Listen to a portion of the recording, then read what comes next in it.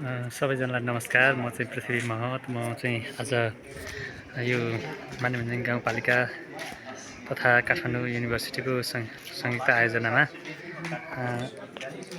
चाहिँ यहाँ training session चलिरहेको छ। यसको लागि चाहिँ म उपस्थित भएको छु र यहाँ चाहिँ यो सन्दर्भमा चाहिँ हामी अहिले दोस्रो सेसन खाना पछाडिको दोस्रो सेसनमा छौँ। यो दोस्रो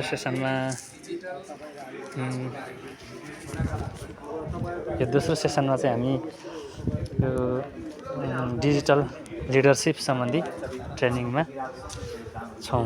हाम्रो यो ट्रेनिङमा चाहिँ जम्मा चारवटा थिमहरू, मुख्य थिमहरू रहेको छ। यो थिमहरूमा classroom diversity management, theme 1, theme 2मा पेडागोजिकल लिडरसिप, थिम 3मा clinical supervision in school, theme 4 digital leadership in classroom भन्ने रहेको।